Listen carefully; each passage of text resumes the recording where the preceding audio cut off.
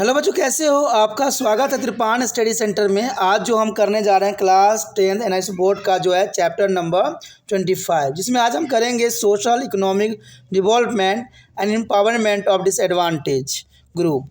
इसका अर्थ यही हुआ कि सामाजिक आर्थिक विकास तथा जो है अभावग्रस्त समूहों का जो है सशक्तिकरण। तो काफ़ी महत्वपूर्ण चैप्टर होने वाला है। ये टॉपिक रहेगा कई मायने में हर एक क्लास के बच्चों के लिए इंपॉर्टेंट रहेगा, चाहे वो सीबीएसई में पढ़ते हों, चाहे एनआईएस बोर्ड के बच्चे हों, चाहे यूपी बोर्ड के बच्चे हो, चाहे बिहार बोर्ड के बच्चे हो। इवन कि जो बच्चे कंपटीशन की तैयारी कर रहे हैं उनको जो है विस्तार पूर्वक पढ़ना है, समझना है, तो उसकी उनके लिए भी काफ़ी महत्वपूर्ण रहने वाला है।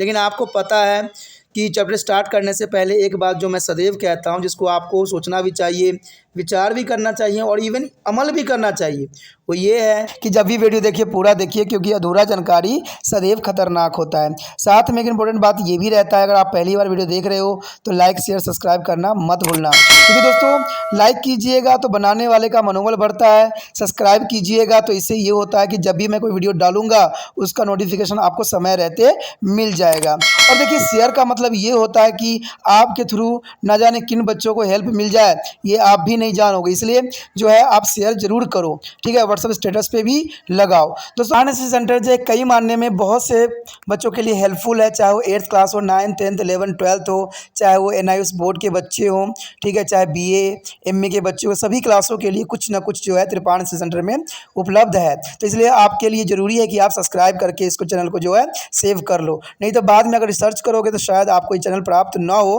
तो इसलिए सोचना नहीं, विचार नहीं करना है, सब्सक्राइब करके जो है अपने पास सेव करना है। दोस्तों ये तो बात था आपके लिए, लेकिन अब देखते हैं हमारा आज टॉपिक क्या है। Today we have discussed on most important chapter here, social economical development and empowerment of disadvantaged group. This is the most important chapter here for all the student. And there is a first topic arrive here, meaning of social economical development. There is an important topic arrives here, meanings of socio-economics and development. What does a social economic development means here? This is the most important question here. What does the social economic development means here? In order to be understand this concept, let us begin by the defining development. Generally, development is defined as a state in which their things are improving, but it is defined in a different way in a various context and social, political, biological, science and technology. The language and literature also here. In the social economical context, development means the improvement of people's as a lifestyle through the improved education, income, skill, development and employment. It is a process of economic and social transformation based on culture and environmental factors here. This is the most important here. Socio-economic development, there is the process of social economical development in a society. It's a measuring with the indicators such as a gross domestic product, means GDP. The GDP is the most important here, and the life expectancies is a literacy and the level of employment. For the better understanding of social economical development, we may be understand the meaning of social economical development separately here. And on your screen, there is a most important here. The GDP as a gross domestic product here, and socio-economic development show in this picture. And picture also is represent here social development component here. This component on the social development here. And social development is a process which result in the transformation of a social institution in a manner which they improve their capacity of the society to fulfill their aspirations. Its impulse as a quantitative changes in the way to the society shapes itself and the carries out it is a activity such through the more progressive attitudes and the behavior by their population. The adopting of more effective process or more advanced technology. As seen, there is a state as below there is a close relation among the environment and way to living and technology. The economical development is the development of economical wealth of country or regions for the well-being of their inhabitants. And economical growth is often to assume by the indicate the level of economical development. The term economical growth refer to their increasing or growth of a specific measuring such as a real national income and gross domestic product also here, mean GDP or per capita income. This is the most important here, real national income here, gross domestic product per capita income. And the term economic development, on the other hand, impels such as more. It is a process by which is the nation improves their economics, political and social well-being of its people. The most important terms arrive here. A gross domestic product. What do you mean to the gross domestic product here? Means GDP. The gross domestic product or gross domestic incomes is one of the measuring of the national income and output for a given country as an economy. It is a total value of all final goods and service produced in a particular economies within a countries and borrowed in a given year. This is the most important there, borrowed given 1 year. There are gross domestic product and also known as the gross domestic income. And the next here, national income. The income earned by the country of peoples, including labor and capital investment. It is the total value of income in the nations based on the profit, interest, and rate and pension payment, etc. during a given period. Usually 1 year. There is a 1 year concept here. And per capita income here, the total national income divided by the number of people in the nation. And this what each citizen in the receive if their year national income is divided equally among all. Socio-economic development, thus the process of improvement in the variety of ways. It has to influence all aspects of human life in a country. But do you think the concept of socio-economic development take care of all aspects of development? It is a major indicator. The GDP is a specific measuring of economical welfare. That does not be taken into the account important aspects such as losers as time, environment equality, of freedom, social justice, and gender equality. Another indicator there per capita income also does not indicate the level of income equality among the people. And this indicator do not ensure that the benefit of the development has been too equally distributed and have the rich a particular to be a disadvantaged group of societies. And which why is a new concept of human development. The human development is begin to be used or is a focus on the overall quality of life that people enjoy our country, the opportunity they have and their freedom they enjoy. आज जो हम chapter करने जा रहे हैं जो काफ़ी महत्वपूर्ण है, सामाजिक आर्थिक विकास तथा अभावग्रस्त समूहों का सशक्तिकरण। देखिए जो अभावग्रस्त समूह हैं उनका सशक्तिकरण करने का जो है हमारा चैप्टर काफ़ी महत्वपूर्ण है और इसी के अंतर्गत हमारा जो पॉइंट आया है सामाजिक आर्थिक विकास का वास्तविक अर्थ, यानी सामाजिक आर्थिक विकास का अर्थ होता क्या है, सामाजिक आर्थिक विकास का क्या अर्थ है। इस बहुत बड़ा प्रश्न है और इस अवधारणा को समझने के लिए पहले हमें विकास को परिभाषित करना होगा कि आखिर विकास होता क्या है। प्राय एक राज्य में जो सुधार व सकारात्मक बदलाव हो रहे हैं उन्हें विकास के रूप में परिभाषित किया जाता है। लेकिन विकास की अवधारणाओं को विभिन्न संदर्भों जैसे सामाजिक, राजनीतिक, जीव विज्ञान, प्रौद्योगिक, भाषा, साहित्य में अलग अलग तरीक़ों से परिभाषित किया जाता है। सामाजिक आर्थिक संदर्भ में विकास से जो है अभिप्राय बेहतर शिक्षा और आय वृद्धि, कौशल विकास और रोजगार के माध्यम से लोगों की जीवन शैली में सुधार से है। तो ये काफ़ी महत्वपूर्ण रहेगा कि सामाजिक आर्थिक विकास का मतलब ही यही होता है कि सामाजिक, राजनीति, जीव विज्ञान, प्रौद्योगिक, भाषा, साहित्य के अलग अलग तरीक़ों के अंतर्गत जो है बेहतर शिक्षा, आय वृद्धि, कौशल विकास और रोजगार के माध्यम से लोगों की जीवन शैली में सुधार करने का प्रावधान किया गया है।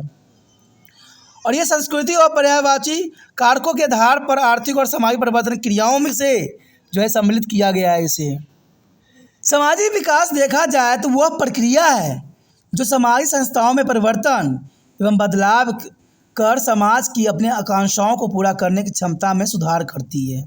यानी सामाजिक विकास वह प्रक्रिया है जो समाज संस्थाओं में परिवर्तन और बदलाव की ज़रूरत पड़ती है और इसका संबंध समाज निर्माण में गुणमानक परिवर्तन लोगों को प्रगतिशील दृष्टिकोण और व्यवहार प्रभावित जो है औद्योगिक अपनाने के लिए हमें मजबूर करती है। तो देखा जाए तो काफ़ी महत्वपूर्ण है कि यहाँ पर गुणवत्तात्मक परिवर्तन और लोगों के प्रगतिशील दृष्टिकोण को जो रिप्रेजेंट करती है। अंततः प्रौद्योगिकी को अपनाने से, जैसे कि आप नीचे दिए गए चित्रों भी देख सकते हैं कि पर्यावरण जीवन शैली और प्रौद्योगिकी के बीच घनिष्ठ संबंध दिखाया गया है। जैसे चित्र में आप सब साफ साफ देख सकते हो कि यहाँ पर डिफरेंट चीज़ों को जो है प्रोग्रेस करने के लिए जो दिखाया गया है कि हमारा देश किस प्रकार जो है प्रगति के राह पे चल सकता है, और इसमें पेड़ पौधों को भी दर्शाया गया है। कहते हैं इंसान को तो आगे बढ़ना चाहिए, लेकिन कुदरत को जो है नष्ट नहीं करना चाहिए। तो ये डायग्राम भी बहुत कुछ समझाने के लिए पर्याप्त है यहाँ पर। उसके पश्चात हमारे समक्ष आता है आर्थिक विकास। देखिए, किसी देश या क्षेत्र में रह रहे लोगों के हित में आर्थिक संपत्ति के संवर्धन के विकास कहा जाता है। यानी देखा जाए तो आर्थिक संपत्ति को हम संवर्धन को आर्थिक विकास कहते हैं, और आर्थिक वृद्धि को प्रायः आर्थिक विकास के स्तर का संकेत तक माना जाता है। और आर्थिक वृद्धि का संबंध जो है राष्ट्रीय आय, सकल घरेलू उत्पाद या प्रति व्यक्ति आय में प्रगति से भी है।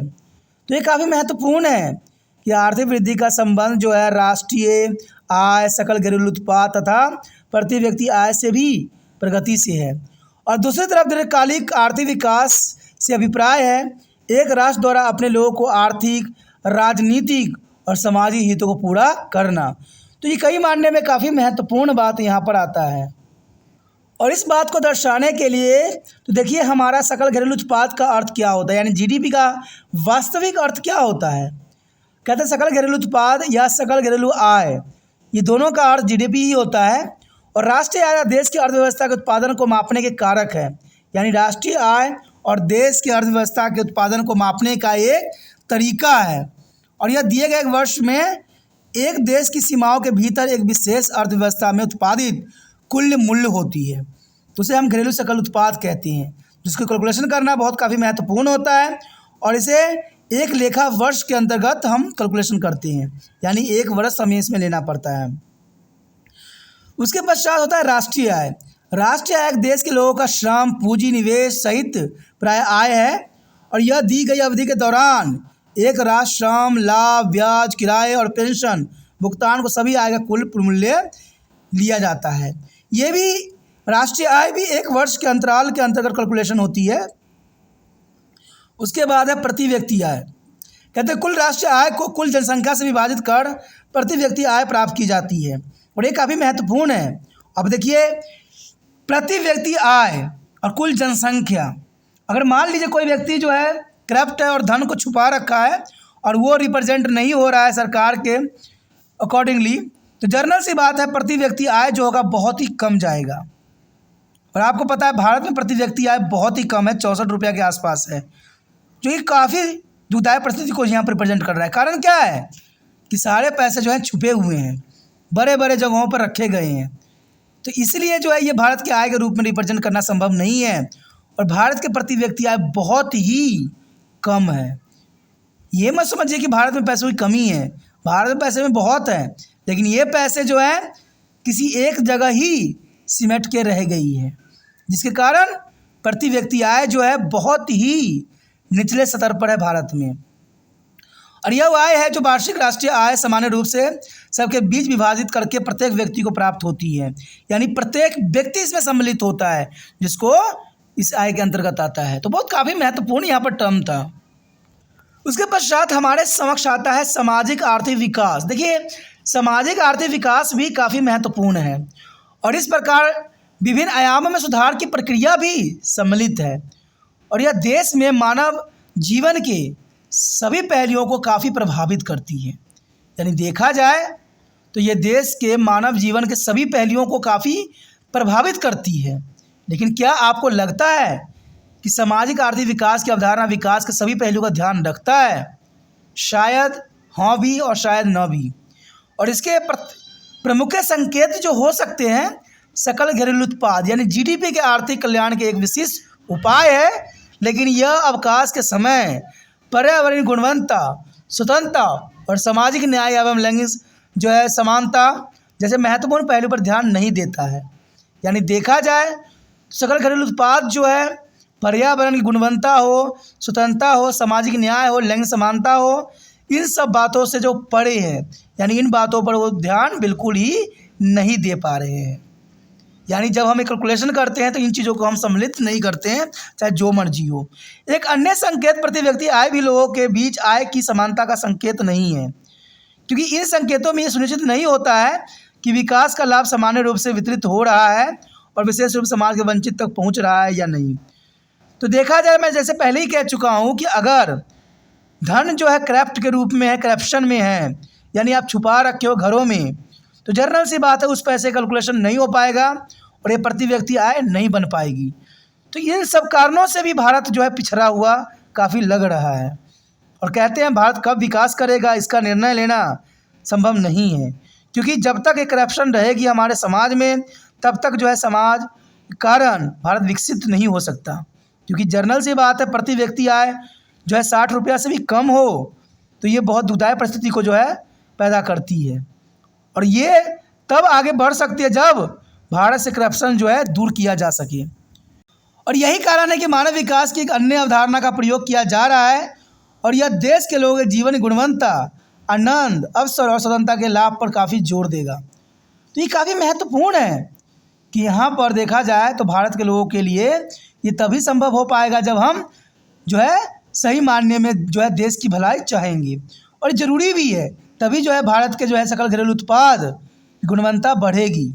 ये काफ़ी महत्वपूर्ण टॉपिक था और काफ़ी ज़रूरी भी था। तो इसी के साथ हमारा ये टॉपिक भी ख़त्म हो जाता है जो काफ़ी महत्वपूर्ण था। अगर आपको ये समझ में आया, अच्छा लगा, जितना हो सके इस वीडियो को शेयर कीजिए और शेयर करने के लिए कुछ नहीं करना है, यूट्यूब से लिंक को कॉपी करना है और व्हाट्सएप एड्रेस पर लगा देना है। और पहली बार वीडियो देख रहे थे चैनल को अवश्य सब्सक्राइब कर लीजिए। चैनल को सब्सक्राइब नहीं कीजिएगा तो आने वाला वीडियो का नोटिफिकेशन आपको प्राप्त नहीं हो पाएगा। और आपको पता ही है कि त्रिपाण स्टडी सेंटर जो है 8 से लेकर MA तक के बच्चों के लिए काफ़ी महत्वपूर्ण है और यहाँ पर कहते हैं समझ वाली बातें की जाती है, समझने वाली, और जब तक समझिएगा नहीं आगे नहीं बढ़ पाइएगा।